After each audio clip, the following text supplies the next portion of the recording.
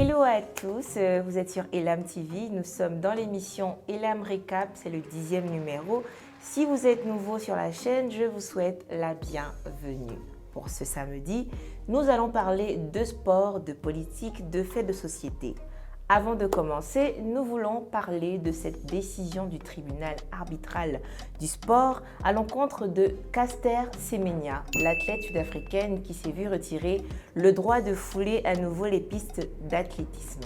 L'athlète avait été contrainte de prendre des médicaments qui contribueraient à réduire son taux de testostérone, jugé trop élevé pour une femme, chose qu'elle a toujours refusée. Elle perd ici son procès en appel et c'est une bien triste décision car elle n'a certainement pas demandé à naître avec un taux de testostérone élevé. On te soutient, Semenya.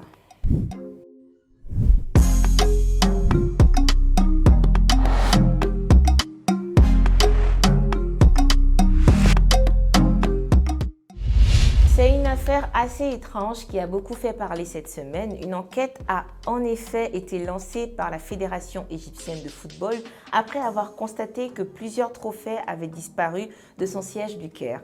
Parmi les trophées, celui de la Coupe d'Afrique des Nations remportée en 2010 par le pays aux 1001 pyramides. Le constat a été fait alors que la fédération préparait l'aménagement de son siège principal.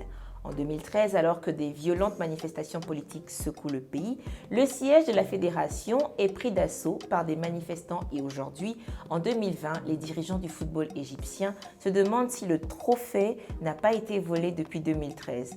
Si cette version est confirmée, les chances de retrouver le sésame conquis par El Hadari et ses coéquipiers s'annoncent très difficiles. Vous souvenez-vous de l'affaire H&M? C'était en 2018. Le géant suédois du textile avait créé la controverse avec une publicité présentant deux petits garçons, un noir et un blanc. On pouvait lire sur le pull du petit garçon blanc « Patron de la forêt ». Le texte avait été associé à l'image d'un tigre et sur celui du petit garçon noir, il était écrit « Le singe le plus gentil de la forêt ». Cette publicité avait suscité beaucoup de réactions à travers le monde. Des grandes stars telles que P. Diddy avaient appelé au boycott de la marque. C'est à croire que certaines marques n'ont pas compris qu'il fallait faire attention dans leur manière de communiquer. Cette semaine en Afrique du Sud, c'est la célèbre branche de pharmacie Clicks qui à son tour s'est illustrée avec une publicité similaire en termes de racisme. La publicité postée sur leur site internet présentait les cheveux de femmes noires et femmes blanches. Selon eux, les cheveux noirs sont des cheveux pas beaux à voir, sales, secs et amochés, tandis que les cheveux blancs sont normaux et très jolis. Ils se sont empressés de retirer la publicité de leur site internet après le tollé de réactions, mais malheureusement pour eux, internet a une mémoire terrible. Puis ils ont tweeté pour s'excuser, mais cela n'aura pas suffi pour calmer la colère des Sud-Africains. Les Sud-Africains sont même allés jusqu'à chercher qui étaient les patrons à Clicks. Sur un comité exécutif de 9 personnes, 2 personnes noires, 5 blancs, 2 d'origine asiatique. La Miss d'Afrique du Sud, qui avait été élue Miss Univers avec ses cheveux courts et naturels, ou sales et amochés, est montée au créneau pour dénoncer ce qu'elle a considéré d'attaque. Elle précise au passage qu'il est impossible que des Noirs aient pu valider cette campagne. Le lundi 7 septembre, le responsable du parti d'opposition IFF, Economic Freedom Fighter, Julius Malema, avait appelé à protester devant toutes les représentations de Clicks à travers le pays. Il s'était montré ferme à ce sujet. We will deal with white racists, we will put them to their place. There is no white man who is a racist who must feel comfortable in South Africa. Let us make racists incompatible in South Africa so that they take the next flight to Australia. Because there is no hope for racists here in South Africa. Dans tous les cas, ses sympathisants ont répondu présents, saccageant malheureusement les magasins au passage. Depuis, toutes les branches de Clicks sont fermées à travers le pays et l'armée protégera les magasins jusqu'à ce que la situation se normalise. Au Kenya, le vice-président William Ruto est depuis quelques jours dans la tourmente suite à une enquête de détournement présumé des fonds alloués pour la lutte contre le Covid-19. On parle d'un détournement de plus de 400 millions de dollars.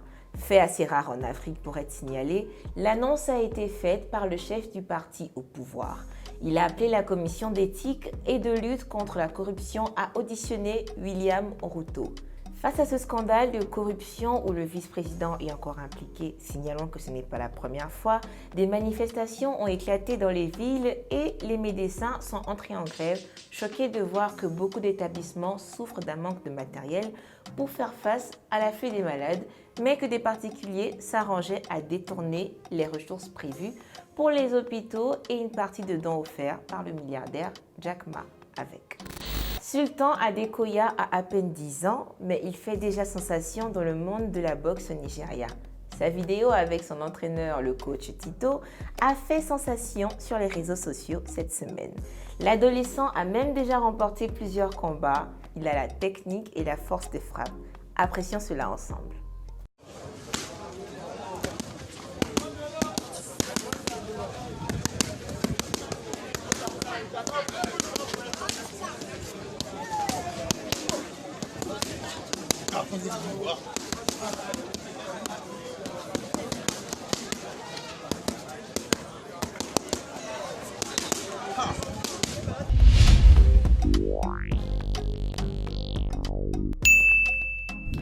Serge Abessolo, l'acteur de cinéma gabonais qui a notamment joué dans Les couilles de l'éléphant, Le cœur des femmes, la série ivoirienne Ma famille et plus récemment dans la série à succès Cacao, a été nominé aux Sotigui Awards.